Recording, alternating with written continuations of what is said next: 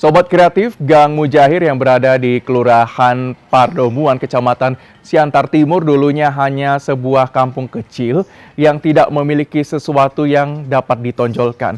Berada di perlintasan kereta api dan kampung-kampung besar lainnya membuat Kampung Mujahir ini seperti kampung mati. Rumah-rumah hanya menjadi tempat persinggahan. Nah, sekarang pemandangannya begitu berbeda, di mana kampung ini seperti kampung yang hidup dan berwarna. Seperti apakah keberadaan Kampung Mujahir dan keseruan yang ada di dalamnya? Kita ikuti perjalanan kami di Ekonomi Kreatif kali ini. Bersukacita di bawah payung Nusantara, beragam bahasa dan kaya budaya negeriku Indonesia. Bersukacita di bawah payung Nusantara, beragam bahasa. Assalamualaikum, Kak. Waalaikumsalam. Lukman dari TVRI Sumatera Utara. Oh iya, udah bisa saya bantu ya.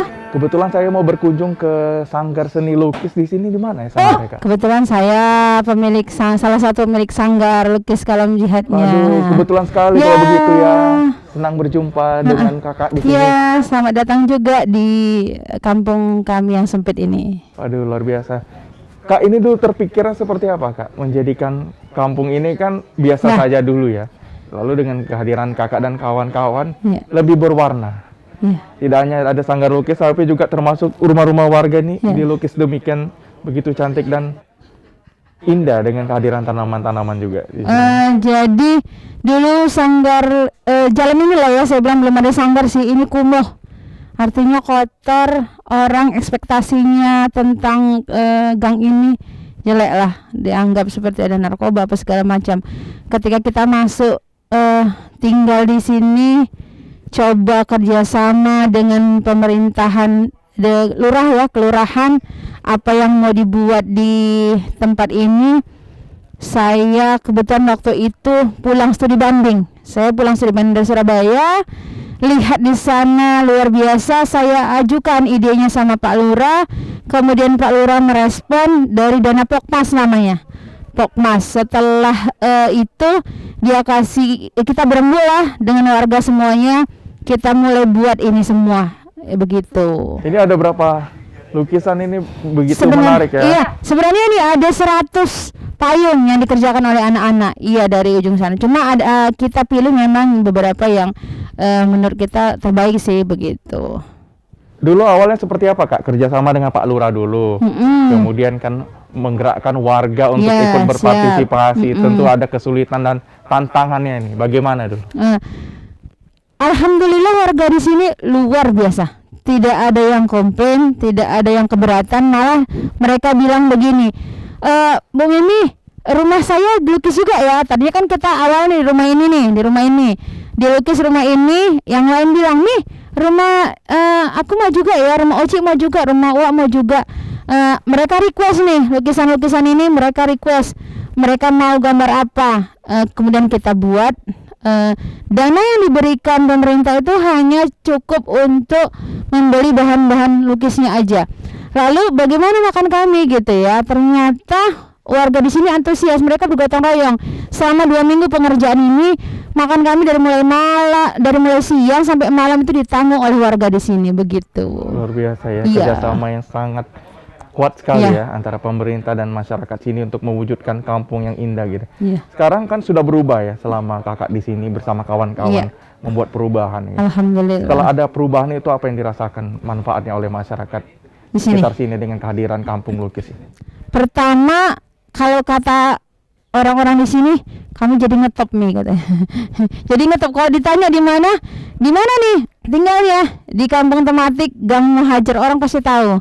Alhamdulillah. Kemudian lokasi ini jadi lebih terang karena dibuat gang ini, penerangan juga mulai dibantu oleh pemerintahan kota. Gang ini bersih, lebih banyak manfaatnya sih, nggak takut maling atau lain sebagainya begitu. Kak, cara mendekatkan warga, kemudian mengajak warga serta mencintai, mempelajari seni lukis ini, seperti apa yang kakak lakukan bersama kawan-kawan lain? Kita lebih banyak berbuat daripada omongan. Jadi kalau kita sudah lebih banyak berbuat daripada omongan, yakinlah sesuatu itu pasti akan terima orang. Jadi nggak hanya besar omong doang, tapi kita buat. Akhirnya masyarakat di sini menjaga rumahnya sendiri tanpa dicoret-coret mereka kembali. Malah mereka bilang, ini rumah Oci masih cantik, kamu tambah ini boleh Ci, boleh Wak." Seperti itu. Jadi seperti mengambil kalimat no action talk only. Jadi Yes. memang betul-betul Benar, realisasinya iya, ya. betul. Oke. Ada juga sanggar di sini ya. Nama Iya. sanggarnya apa kalau boleh tahu? Kebetulan saya salah satu pendirinya, itu nama sanggar itu Sanggar Lukis Kalam Jihad. Kenapa dikasih nama Kalam Jihad itu, kita ambil bahwa kalam itu adalah pena tertua yang ada di seluruh dunia ya. Kalau jihad itu orang anggapan pertamanya jihad itu ekstrim ya, wah ini jihad. Padahal jihad itu artinya kesungguhan. Jadi dengan kita melukis, berbuat itu dengan bersungguh-sungguh, itu artinya. Udah berapa lama dibangun Kalam Jihad ini? Kemudian aktivitas yang dilakukan setiap hari Sekitar 19 tahun sih.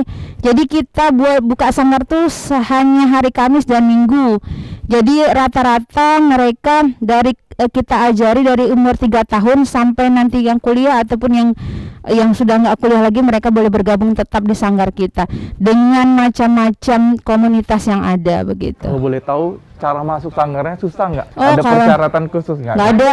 Siapa aja mau kalangan suku apapun, agama apapun boleh masuk ke dalam sanggar kami. Yang pasti intinya satu, harus punya kemauan. Kalau dia nggak punya kemauan, nggak akan bisa ngerubah diri, nggak akan bisa mempelajari sesuatu yang mungkin kita tawarkan pada mereka begitu.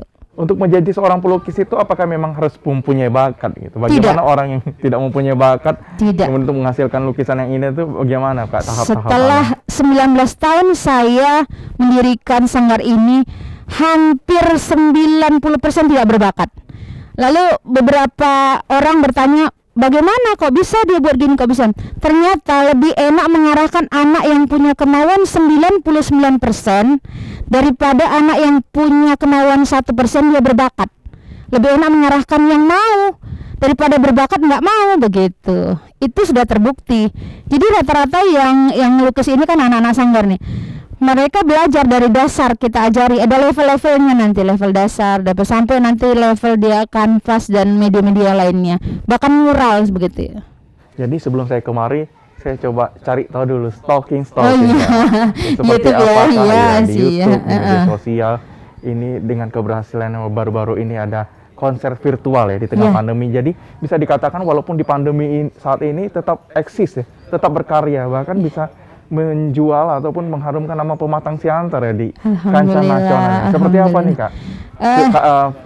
Pameran virtualnya ya. Iya. Kemudian kenapa menjadikan payung sebagai Hmm. objek lukisan?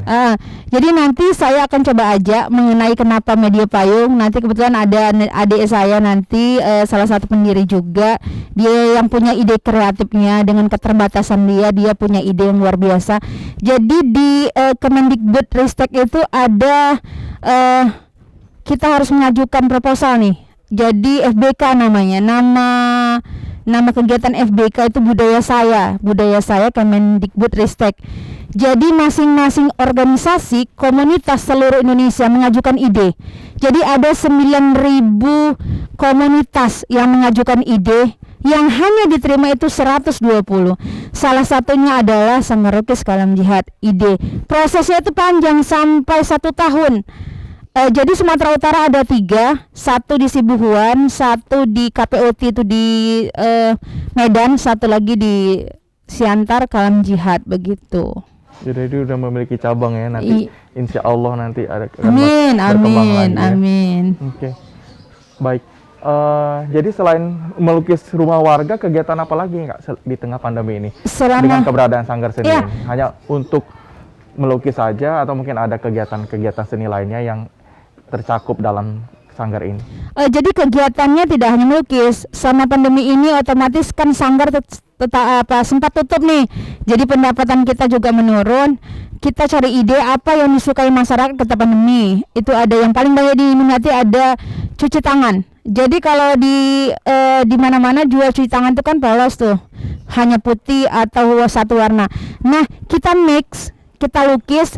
Ternyata peminatnya banyakan dari kantor-kantor, bahkan dari sekolah-sekolah yang walaupun tidak buka, mereka mau bekerja sama dengan kita, mereka pesan tuh cuci tangan seperti itu. Kemudian mural-mural sekolah, kita juga menerima mural sekolah, dan rata-rata yang pengerjaannya itu anak-anak yang juga sekolah, jadi tidak yang dewasa, jadi anak SMP, anak SMA seperti itu. Jadi juga bisa memberdayakan ya keberadaan anak-anak ini, walaupun dia sekolah tapi bisa berpenghasilan ya, paling tidak ya, lewat karya-karyanya juga ya kan. Seru tapi ya Kak ya.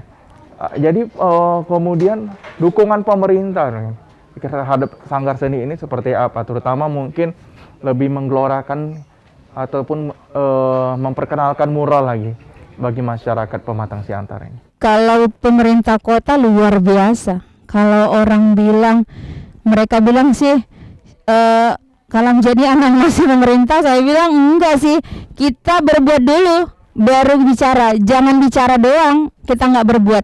Jadi ketika kita ajukan pembuatan gang ini, pemerintah kota antusiasnya luar biasa. Bahkan Bapak Wali Kota Priansa itu waktu peresmian ini, dia nggak mau duduk di kursi, dia bilang dia duduk di lantai ini kan, karena sudah bertahun ya, dulu lantai ini ada lukisan-lukisannya. Dia duduk di lantai, katanya lebih enak, biar menikmati yang dilukis itu lebih indah, seperti itu.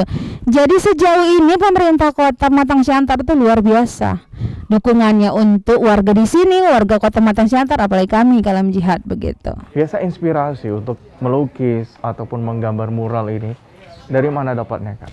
Biasanya anak-anak punya keinginan sendiri ya, mereka lihat-lihat sekarang kan ada media sosial ya, ada mereka di Instagram, mereka selalu bilang gini, Bu ini gimana cara buatnya, kita buat step by step, oh ini caranya begini, sama seperti ini kan, dari step by step dia pengen gambar apa kita arahkan, pertama itu gimana begitu. Jadi mereka lihat dulu, tetap kita bilang jangan mengambil karya orang lain. Kalau mengambil karya orang lain itu udah nyontek namanya, kan nggak salah, ada undang-undangnya. Jadi kita ajari mereka untuk mencari inspirasi sendiri begitu. Baik. Ada menarik kalimat yang Kakak katakan tadi. Kita berbuat dulu, baru nanti pemerintah akan melihatnya, baru akan mendukungnya ya. Ini suatu kalimat yang memang menjadi contoh bagi sanggar-sanggar lainnya ya. Untuk bagaimana sih bisa diperhatikan oleh pemerintah ya, harus memang berbuat dulu ya Kak. Ada hashtag dari Sanggar Seni ini yang saya lihat Kak, no pungli. Anti pungli, ini maksudnya seperti apa? Jadi kita selalu didatangi oleh tanda kutip sih orang-orang yang berkepentingan. Mereka oknum ya. Oknum berkepentingan. Mereka bilang akan mengajukan dana sekian, tapi biasa sih mereka minta bagian-bagian.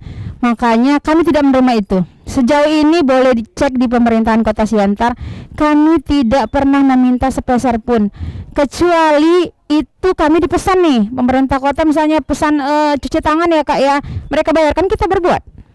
Tidak harus buat kegiatan tuh minta dulu, enggak. Bahkan orang tua di sanggar kami itu punya komite sendiri untuk menangani hal ini, begitu. Oke. Sekarang pandemi udah mulai longgar ya Pak ya, untuk PPKM-nya juga di Siantar. Berarti kegiatan sudah dilakukan ya, seminggu ini sudah 2 kali gitu ya. Ya. Jadi sekarang sekolah juga udah mulai tatap muka. Ini bagaimana pengaturan jadwalnya Kak? Ke sekolah, kemudian nanti belajar melukis di sini. Jadi kalau hari Kamis itu kita upayakan anak-anak yang di bawah umur sih. Artinya di bawah umur sekolah. Jadi umur 3 tahun, 4 tahun yang belum TK, dari jam 10 pagi. Jadi anak-anak yang sekolah mereka masuknya siap zuhur biasanya. Karena kita tutup sampai jam 3 begitu. Jadi mungkin bagi masyarakat Pematang Siantar dan sekitarnya bisa ya langsung kemari untuk belajar ya, lebih dekat atau mengenal lebih dekat. Tapi siswa kita bukan hanya dari Pematang Siantar sih, ada dari Tebing Tinggi, ada juga dari daerah sekitar sih, Simalungun, bahkan ada yang dari Medan juga gitu. Mungkin kena. Seperti kami. Iya. Tapi kami nggak sabar loh Kak. Iya. Untuk melihat dari dekat, boleh, belajar melukis. Boleh, nanti kita bisa lihat bagaimana cara-cara anak-anak kita berkreasi dengan intinya sih kita ajarkan mereka kreatif, terampil lah ya. Karena kalau orang pintar banyak, tapi orang pintar kreatif jarang. Jadi kita mengajarkan mereka untuk pintar dan kreatif. jikalau nanti mereka tidak di Siantar lagi atau mereka merantau, ilmu itu akan dibawa untuk mereka bisa dikembangkan lagi seperti itu. Boleh Iya. Kak ya main ke Boleh, Sanggar boleh. namanya? Nanti kita coba lihat-lihat ke Sanggar apa saja yang dikerjakan anak-anak semuanya. Iya. Dengan senang hati. Ayo Kak ya. silakan.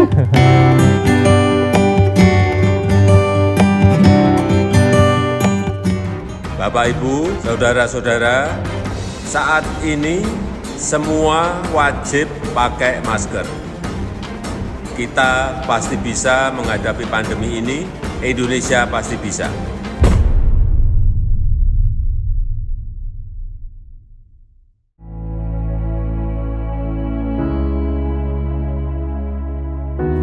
Pemirsa TVRI, pandemi COVID-19 belum berakhir.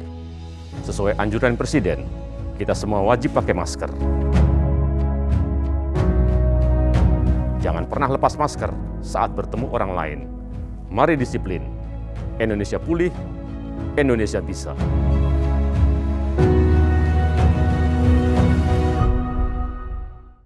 Faktanya, COVID-19 telah merenggut banyak korban jiwa.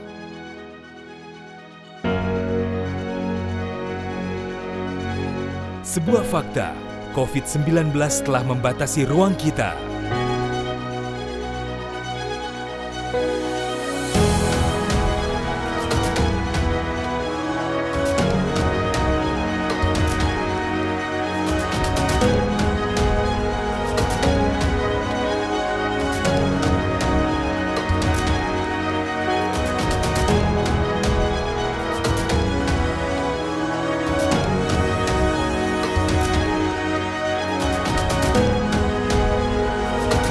Jangan berpangku tangan, ayo ambil bagian. Jangan lengah, COVID masih mengintai.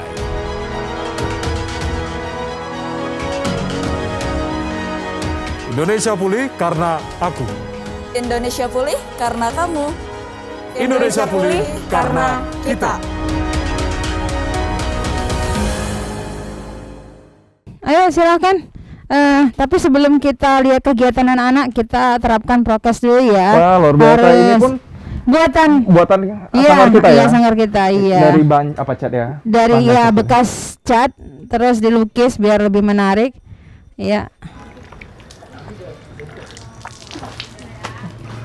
Tuh seru kali ya. Iya. Silahkan. Jadi ini aktivitas Iya, tiap hari ya. Setiap hari Kamis dan hari Minggu. Iya. Ini ada adik kita namanya Roy Handika, dia baru tamat sekolah. Jadi dia ngelukis ini dari kelas SD lah, kelas Sampai sekarang udah 2. Iya, remaja ya. udah remaja. Total berapa Kak untuk anak-anak sanggar siswa? Iya, siswa itu sebelum pandemi itu hampir 150 anak. Tapi setelah pandemi itu berkurang, mungkin ada beberapa orang tua yang takut ketika pandemi.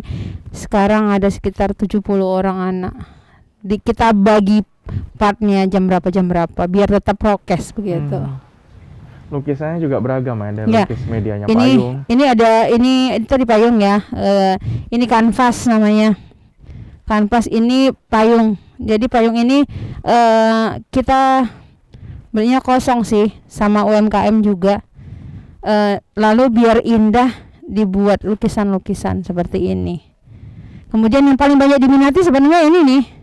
Cuci tangan ini tadi paling banyak diminati karena banyak sekolah yang dengan seketika mewajibkan untuk mencuci tangan. Apalagi sekarang udah tatap muka ya Kak. Iya, wajib. Walaupun Jadi tatap muka harus tetap prokes ya dengan cuci tangan. iya, Dan keberadaan tong-tong cuci tangan ini tentunya bisa iya.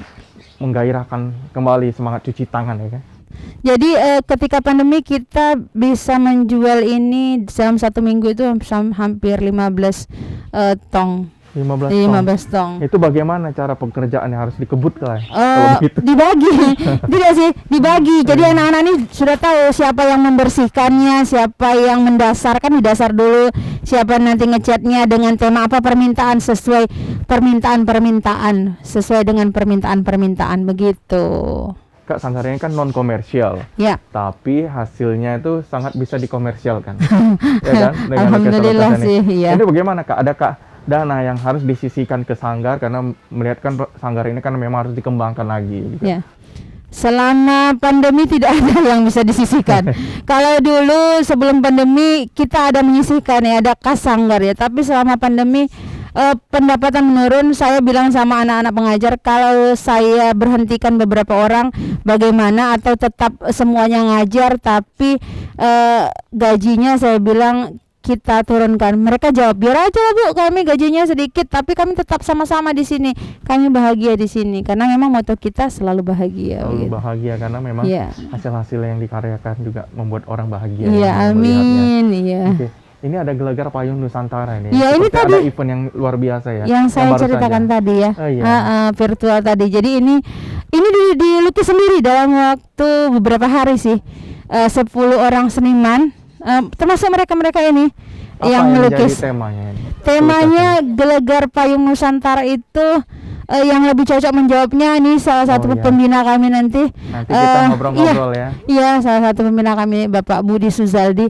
Dia yang ide kreatif dia sih sebenarnya. Jadi dia yang tahu menjawabnya lebih spesifiknya begitu. Ini ada kanvas yang besar nih ya. Nih anak kita Gilbert, dia lagi ngelukis nih tentang negara, dia terinspirasi dari negara Tokyo. Iya. Udah pernah berkunjung ke sana mungkin ya? Iya, udah pernah berkunjung. Oh, belum katanya. Mudah-mudahan. Melukis Dari mimpi. Oke.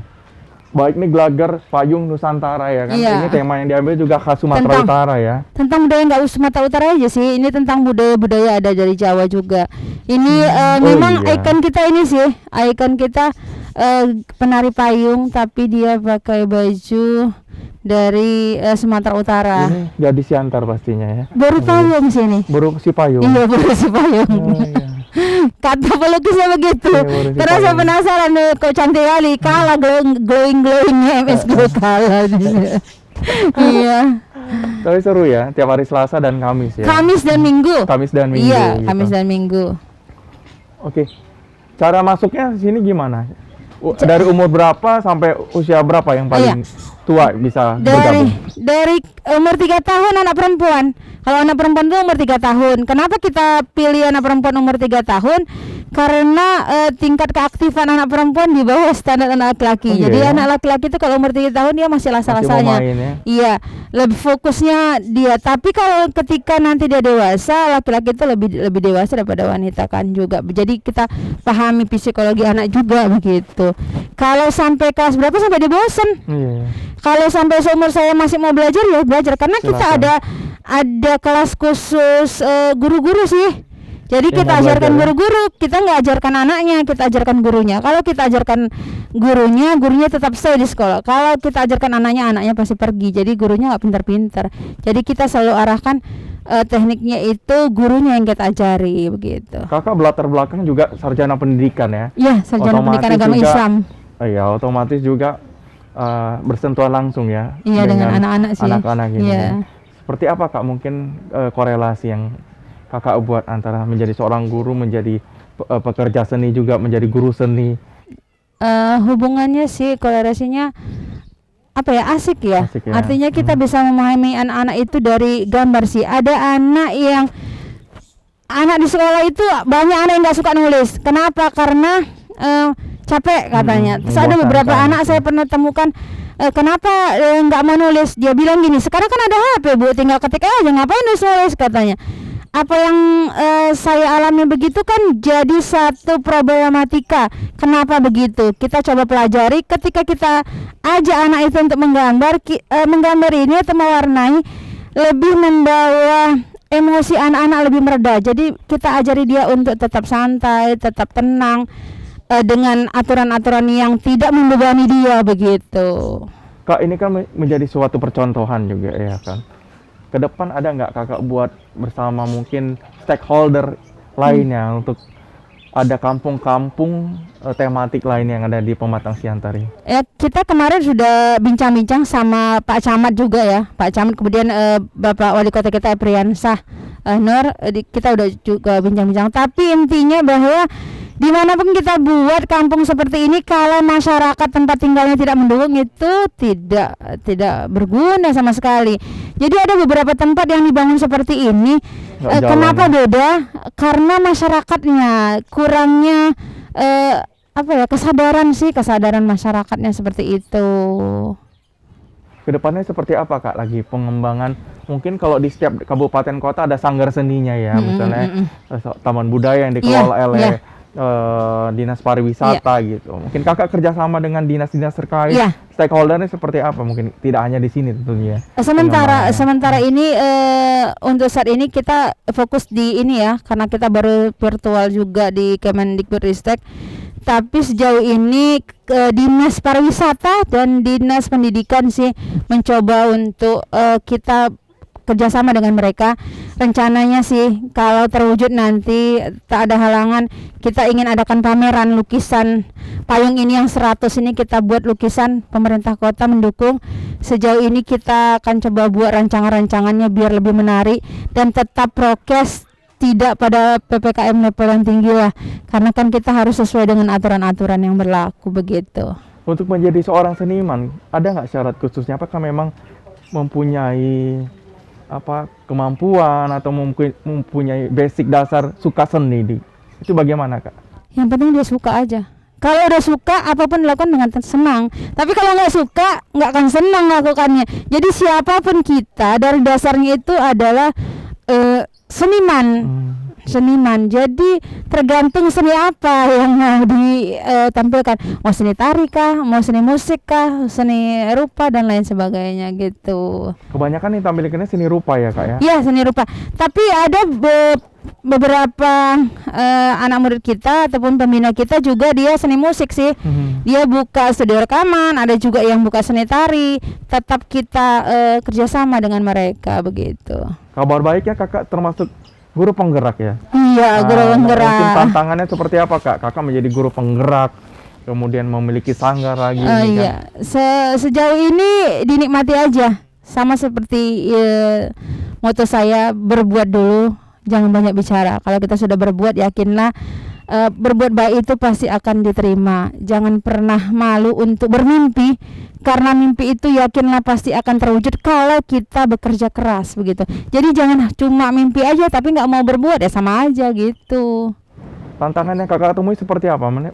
Untuk menjadi seorang guru penggerak ini kan banyak harus syarat-syaratnya, kriterianya. Sangat. Kemudian apakah basic Kakak sebagai seorang seniman ini sangat membantu sekali menjadi seorang guru penggerak ya? Jadi semua tugas-tugas guru penggerak itu salah satunya ada membuat media-media sih. Jadi dengan mungkin keahlian yang diberikan Allah pada saya, lebih gampang mengerjakannya begitu. Jadi di guru penggerak juga saya calon guru penggerak sih, belum guru penggerak, masih calon guru penggerak. Saya coba membantu teman-teman juga untuk membuat media yang berbeda, teknik-teknik pengajaran yang berbeda sama-sama gitu. Di Siantara ini seperti apa tantangan yang Kakak temui di Kota Pematang Siantar ini sebagai guru penggerak, dan mungkin Kakak ada visi dan misinya lagi untuk sanggar seninya ini lebih dikenal lagi oleh guru-guru lain ini, bagaimana ya? Tantangannya nggak ada yang berat sih. Iya, nggak ada yang berat kali. Dijalani dengan senang hati ya. Dijalani aja dengan saya bilang tadi, jalani aja dengan senyuman. Yakin itu semua pasti akan berakhir kalau kita berbuat baik. Sejauh ini asik-asik aja, dan teman-teman di guru penggerak juga ada fasilitator, ada pengajar praktek, mereka mendukung. Malah tadi itu sebenarnya saya lagi Zoom, cuma mereka mengerti, nanti bisa dilanjutkan lagi kata mereka.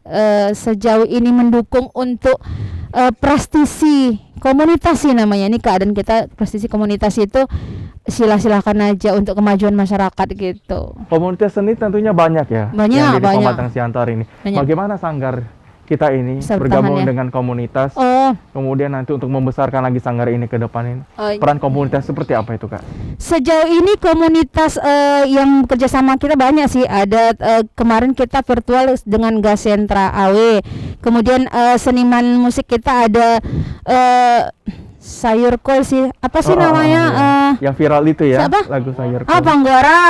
Panggoran. Jadi kita kerjasama sama Panggoran juga. Mereka ciptakan lagu juga, judul lagunya Gelegar Payung Nusantara. Jadi sejauh ini ada juga paduan suara kerjasama dengan kita, ada Ingo Victory, itu sangat terkenal, bahkan mereka udah sampai ke luar negeri kan. Kita pernah buat konser virtual bersama dengan mereka begitu.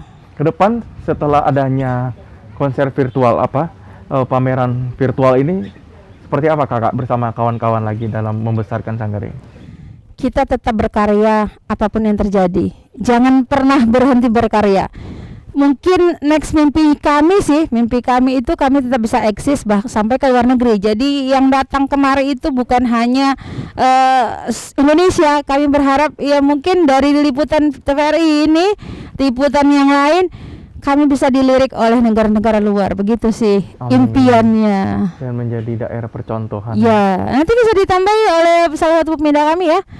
Boleh bincang-bincang lebih lanjut lagi nanti dengan Bapak Budi Suzaldi. Terima kasih waktunya. Ya. Kakak bisa melanjutkan virtual Zoom-nya. Iya, terima Nanti kasih. Ketemu lagi kita. Ketemu lagi lain Iya, waktu ya. Kita siap. mau keliling-keliling lagi. Iya, silakan dilihat-lihat nanti Pak Budi yang menemani. Terima kasih Kasih. Kakak. Selamat melanjutkan aktivitas kembali. Iya. Kita masih ada narasumber lainnya yang akan kita tanya-tanya seputar keberadaan sanggar ini. Kami akan segera kembali usai jeda berikut ini. Saudara, saat ini semua wajib pakai masker. Kita pasti bisa menghadapi pandemi ini, Indonesia pasti bisa.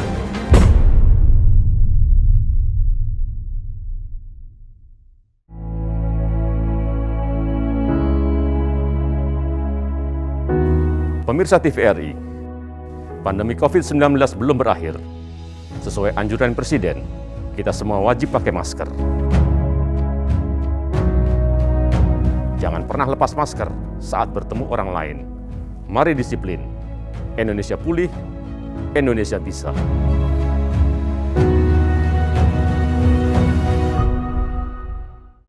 Faktanya, COVID-19 telah merenggut banyak korban jiwa.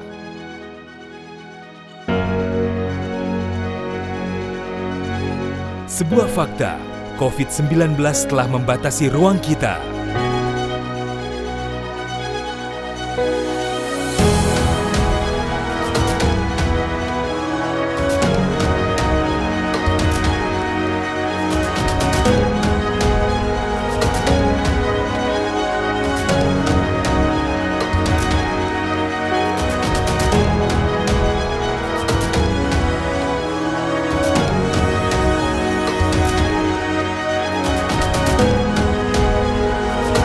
Jangan berpangku tangan, ayo ambil bagian. Jangan lengah, COVID masih mengintai.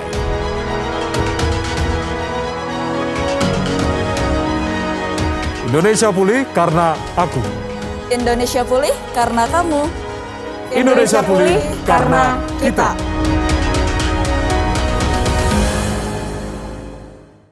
Sobat Kreatif, seperti janji saya tadi, saat ini saya sudah bersama Bang Budi. Beliau seseorang yang memang menjadi penggagas dengan berdirinya sanggar ini. Kemudian kita akan tanya-tanya yang barusan tadi ya Bang Budi ya, barusan belakangan ini adanya konser virtual ya dari sanggar kita ini. Festival melukis online. Festival melukis online. Iya. Diadakan secara nasional ya.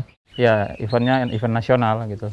Sebelum kita ke sana Bang Budi bagaimana dulu bersama kawan-kawan tercipta dan terpikir untuk menghadirkan sanggar ini bagi masyarakat? Pertama kalau kita bicara sejarah itu kan bicara peristiwa. Memang beberapa dari penggagas itu adalah mereka yang sudah berkecimpung lama di dunia seni lukis ini, termasuk Bu Utami tadi itu ayahnya juga seorang seniman dan beberapa orang lagi itu memang seniman. Jadi memang darah seniman dari ayahnya itu diturunkan ke dia dan dia yang mempelopori ini bersama beberapa teman-teman gitu loh. Dan sebelum itu pun Kalam Jihad sebenarnya juga punya kegiatan seni yang lain, hanya saja hari ini sudah tidak begitu aktif lagi. Beberapa di antaranya seperti puisi, teatrikal, ada beberapa yang lain juga, tapi nggak begitu aktif lagi saat ini. Yang fokus dan memang concernnya Kalam Jihad itu adalah di sanggar lukis. Makanya juga komunitas budaya sanggar lukis Kalam Jihad. Kenapa diadakan ada komunitas budaya? Karena dia tidak murni hanya lukisan tanpa mengangkat isu-isu kebudayaan gitu loh. Makanya kita ambil itu menjadi komunitas budaya yang diangkat juga tema-tema kebudayaan. Dan tema-tema kebudayaannya juga nggak hanya sebatas corak ya. Tapi banyak kalau dilihat di sini kan ada perilaku, ada tarian, itu juga bagian dari kebudayaan itu yang kami usung gitu. Abang bersama kawan-kawan ini tentunya berjuang ya, menjadikan kampung ini mungkin dulu hanya dipandang sebelah mata, tapi sekarang menjadi kampung yang viral di media sosial. Gitu.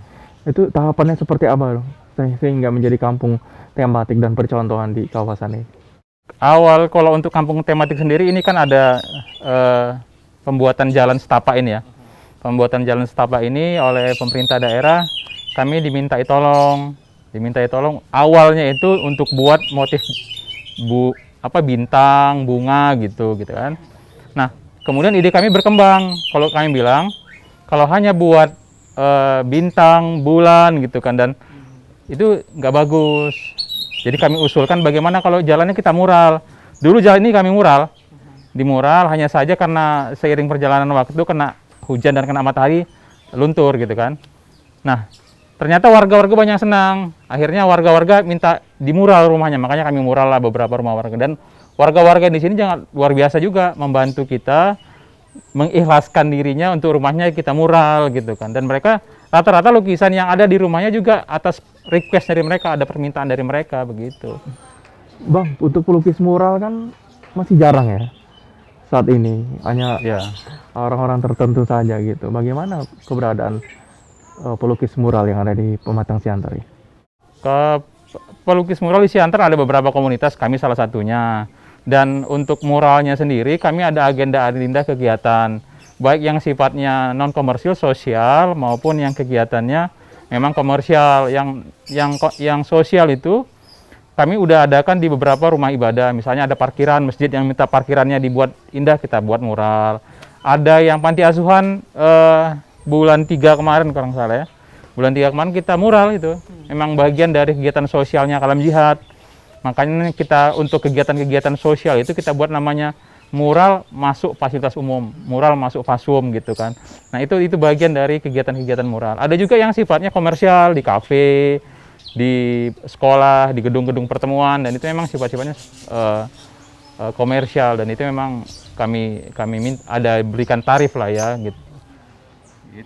Oke. Baik, seperti yang dikatakan kakak tadi, bahwasannya untuk menjadikan sebuah kampung ini kampung yang tematik itu kan nggak mudah, memang harus ada kerjasama ya kan. Kerjasama apa ya mungkin abang bersama kawan-kawan seniman lainnya untuk mendekatkan diri kepada masyarakat ini agar menjadi sebuah kampung tematik hingga sekarang? Tantangan terbesar adalah menjaga kampung ini agar cahaya kebudayaan tetap ada. Itu tantangan terbesar. Nah, bagaimana dengan kondisi pandemi saat ini untuk menjaga cahaya kebudayaan itu gitu kan? Itu yang sulit. Makanya kami kemarin diskusi hampir kurang lebih 1 tahun dari sekarang ini, sebelum ini kami 1 tahun berdiskusi apa yang mau kita buat untuk kampung ini gitu. Maka muncullah beberapa ide untuk pembuatan lomba lukis Gelegar Payung Nusantara. Lomba lukis di payung gitu kan. Nah, ketika dibuat di payung, paling tidak kegiatan kebudayaan, kegiatan kesenian yang ada di gang tematik ini menjadi hidup kembali gitu kan. Yang awalnya itu Gelegar Payung Nusantara itu kami ingin adakan luring langsung gitu kan. Hanya saja dengan kondisi pandemi makin tinggi ya kan. Dan itu di bulan-bulan 6 nggak mungkin kan, sehingga kami buat secara online. Dan kegiatan Gelegar Payung Nusantara itu memang disupport oleh pemerintah pusat dari Kementerian Pendidikan, Kebudayaan, Riset dan Teknologi. Hampir 100% dari pendanaannya itu adalah didanai oleh pemerintah pusat dari kementerian. Dan itu tidak terlepas dari perjuangan abang juga ya? Ya, sampai bisa terrealisasi. Atas izin Allah semuanya. Atas izin Allah. Bismillah lah, awak kan cuma bantu-bantu aja. Itu tantangannya kan pasti susah itu kan, dari pengurusan izin ini itu dan lain sebagainya sehingga bisa berhasil, bisa dikatakan. Dan komunitas kebudayaan di Siantar yang baru memiliki surat keterangan keberadaan gitu ya. Salah satu syaratnya itu adalah surat keterangan keberadaan baru Kalam Jihad. Sehingga waktu kami mengurus izin itu, kami diskusinya panjang itu dengan Dinas Pendidikan. Nah, karena di Siantar itu nggak ada dinas yang kebudayaan mengurusi secara langsung, di Siantar ada 2 dinas, Dinas Pendidikan dan Dinas Pariwisata. Siapa yang berhak nih? Kami komunikasi, diskusi terus panjang. Sampai akhirnya keluarlah surat keterangan keberadaan komunitas gitu. Berarti memang harus ada surat izin dan lain sebagainya. Surat keterangan ya? lah ya, surat keterangan. Tadi juga sempat dikatakan harus ada izin legalitas yang berdirinya Ada sanggar ini. akta notarisnya ini, ada. Seberapa NPWP penting ada. adanya NPWP, adanya akta notaris dengan pendirian sanggar ini? Itu kan beruntut ya. Ketika kita ingin mengurus NPWP, butuhnya akta notaris. Ketika mau ngurus rekening bank, butuhnya akta notaris NPWP. Ketika butuhnya surat keterangan keberadaan, butuhnya yang 3 itu ditambah surat keterangan dari lurah. Itu domino gitu. Ketika ketika mengajukan proposal ke Kemendikbudristek juga butuh semua itu gitu loh. Jadi dia domino gitu loh. Jadi berentet semuanya sehingga jadi satu kesatuan. Baik, apa yang cerita menarik yang bisa digali dari konser virtual kemarin dengan payung Festival online ya. Festival online itu? Hal yang menarik pertama yang ingin saya sampaikan adalah bahwa festival melukis dengan tema kebudayaan gitu ya.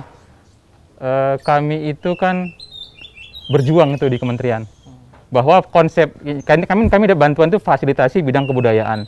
Dari fasilitasi bidang kebudayaan itu sifatnya tidak proposal mutlak, artinya orang yang masukkan proposal langsung dibantu, enggak. Jadi dia sistemnya seleksi juga, seperti orang lomba juga, bahwa ide siapa paling kreatif, bahwa ide siapa yang paling original, bahwa ide siapa yang paling menyentuh soal kebudayaan, dia diterima. Karena ada tiga kategori. Pertama pemberdayaan ruang publik, kedua itu dokumentasi maestro, ketiga itu penemuan karya seni baru, gitu kan. Nah, kami masuk di pemberdayaan ruang publik. Nah, pemberdayaan ruang publik yang kami pakai adalah gang tematik. Nyambung ke tadi kan, kenapa gang tematik kami pakai gitu kan. Nah, di situ kami berjuangnya. Berjuang dengan ide, berjuang dengan gagasan, sampai akhirnya ide dan gagasan itu diterima oleh di kementerian. Kami diikutkan seleksinya cukup panjang, sampai 4 tahapan. Akhirnya kami dinyatakan lulus untuk ikut serta dalam fasilitasi bidang kebudayaan dari Kemendikbudristek. Setelah lulus nantinya apa benefit yang diperoleh dengan adanya sanggar ini juga? Pertama, benefitnya luar biasa ya, benefitnya. Pertama, kita juga bisa menghidupkan lagi gairah. Seniman-seniman ini ketika pandemi kan banyak lemas, banyak lemah ya. Seniman itu kalau nggak ada panggung, itu seperti apa ya, seperti sayur kurang garam lah ya, nggak kena gitu. Jadi ada panggungnya seniman, panggungnya pelukis gitu loh, adalah kanvas. Dan panggungnya kanvas itu adalah pengunjung, dilihat gitu kan. Nah, memang agak unik ketika pandemi ini kami harus buat festival online itu harus dipublikasikan di YouTube. Memang agak unik lah, tidak seperti biasanya. Tapi itu yang kami lakukan. Benefit-benefitnya cukup banyak. Baik dari sisi sanggarnya juga makin dikenal, orang juga makin tahu tentang kebudayaan, juga ada hal baru gitu kan, bahwa Siantar ini juga punya gaung soal melukis gitu kan. Yang selama ini kalau di Sumatera Utara, kalau kami diskusi kendati pun hanya beberapa orang, Sumatera Utara itu biasanya yang lulus itu hanya tari dan musik di keseniannya gitu kan. Tapi untuk yang proposal ini, yang program dari kementerian ini, kita dapatnya itu dari seni lukis gitu. Sekarang abang ikut aktif mengajar juga ya? Saya ikut ngebantu aja. Ngebantu. Karena saya bukan seniman, tapi saya juga bagian dari sanggar ini gitu loh. Bukan pengurus utama, tapi juga saya bagian dari sanggar ini. Kedepannya seperti apa cita-cita abang terhadap pengembangan sanggar ini ke depan? Saya kalau cita-cita saya berharap anak-anak sanggar ini semuanya ya, termasuk yang ada di sini dan yang tidak ada di sini juga, paling tidak mereka jadi maestro lah, maestro di bidang seni lukis. Itu harapan saya. Kalau nggak bisa pun jadi maestro bidang seni lukis, paling tidak kita bisa buat kerjasama yang lagi go internasional lagi gitu loh. Kemarin waktu virtual terakhir, kenapa diambil objek lukis payung? Apa yang menarik dari payung? Payung itu pertama dia sudah memiliki arti, memiliki makna, memiliki manfaat yang luar biasa. Dia sering dicari orang ketika saat dibutuhkan, tapi cari orang ketika tidak dibutuhkan gitu kan.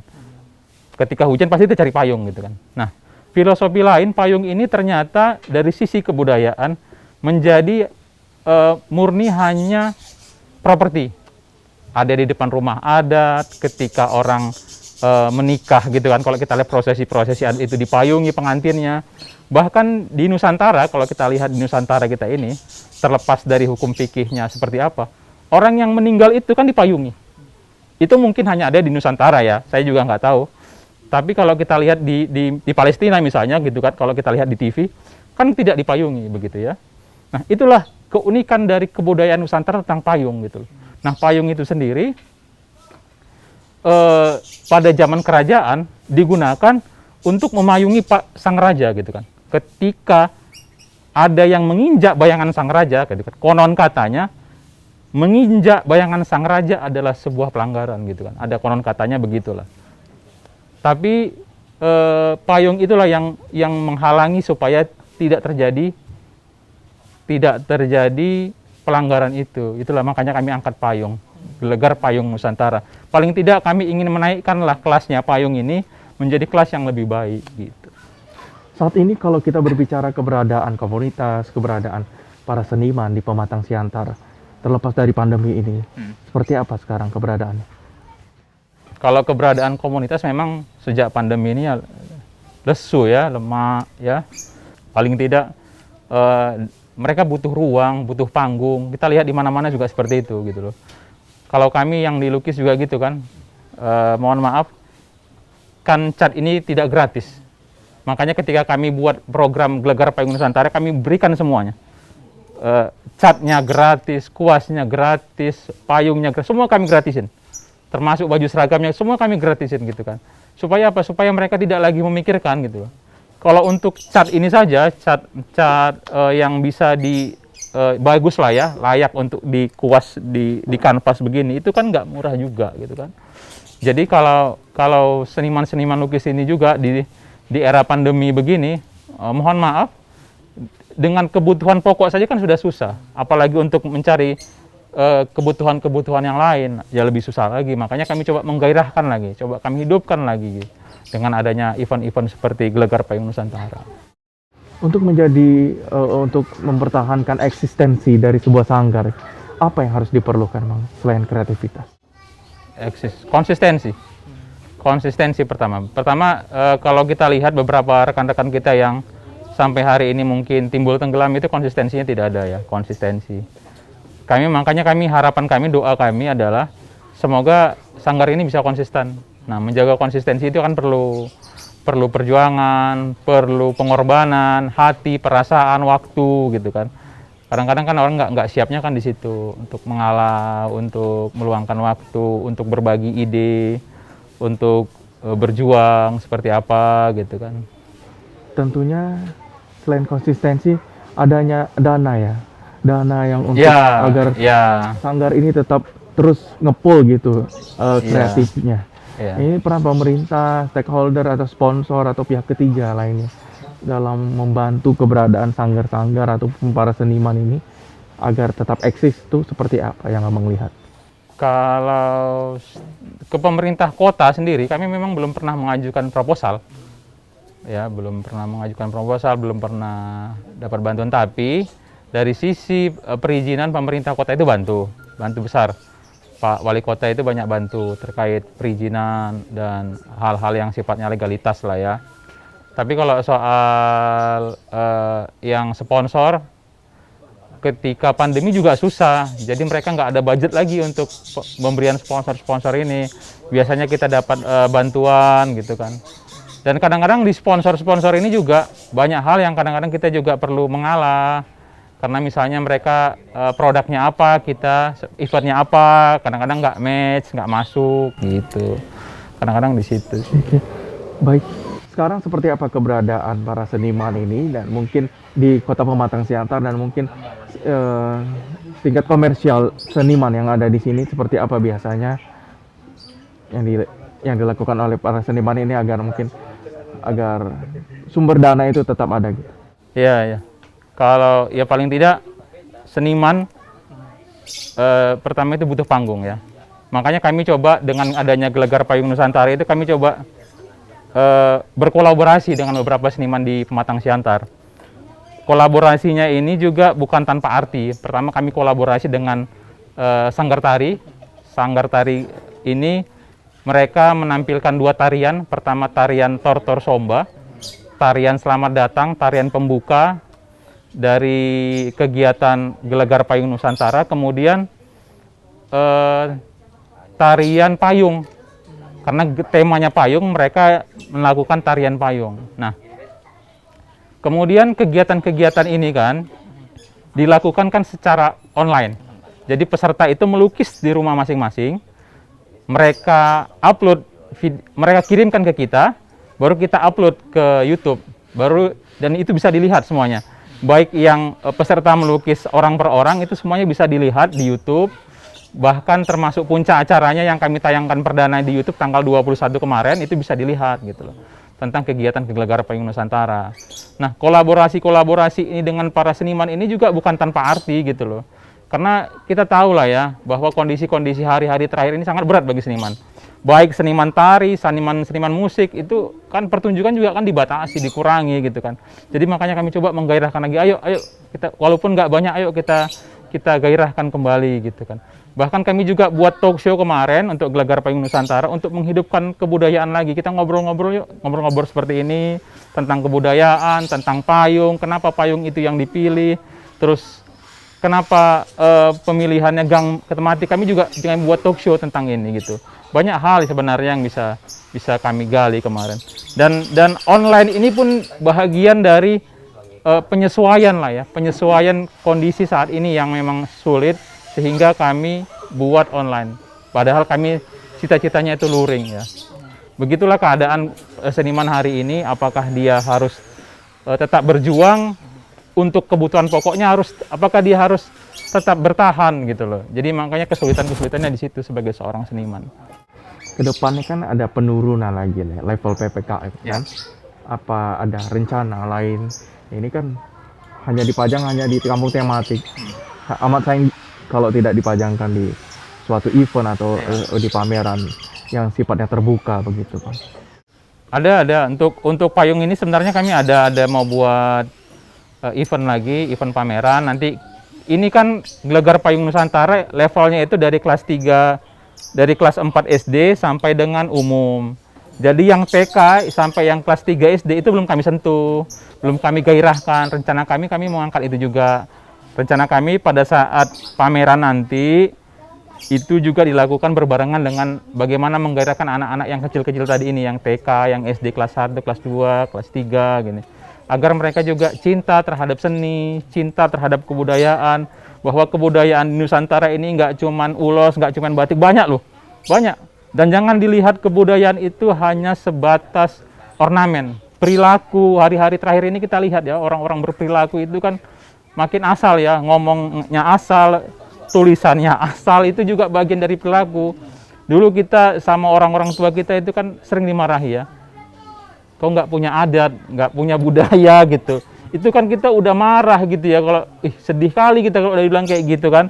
Nah kita juga ingin menunjukkan bahwa ayo kebudayaan itu, budaya-budaya kita, adat-adat kita jaga, kita lestarikan, nggak hanya sebatas seninya, nggak, tapi kebudayaan-kebudayaan lagi mari kita hidupkan lagi gitu loh. Semangat toleransi itu juga harus perlu kita kembangin lagi gitu. Selain pengembangan budaya, semangat toleransi dan harapan terbesar dari Abang ini terhadap mungkin keberadaan kampung tematik, keberadaan sanggar ini, dan termasuk juga eksistensi para seniman. Ini bagaimana ke depannya? Untuk menjaga eksistensi ya. Harapannya gimana? Harapan dan mungkin cita-cita terbesar dari Abang. Kalau harapan untuk sanggar ini paling tidak pertama semoga apa yang kita buat hari ini menjadi kebaikan bagi kita dan anak cucu kita gitu kan. Jadi ketika menjadi kebaikan bagi kita dan anak cucu kita, kebudayaan itu, kesenian itu, kreativitas itu akan mengalir terus gitu. Seniman boleh berbeda gitu kan, tetapi kreativitas itu kan punya ciri masing-masing gitu kan. Kemudian kami juga berharap semoga dengan adanya gang tematik ini mengukir sejarah lah bagi Kota Pematang Siantar, bahwa ada gang yang juga konsisten menjaga cahaya kebudayaan, menjaga cahaya kesenian itu aja. Terima kasih atas waktunya Ya. Bang.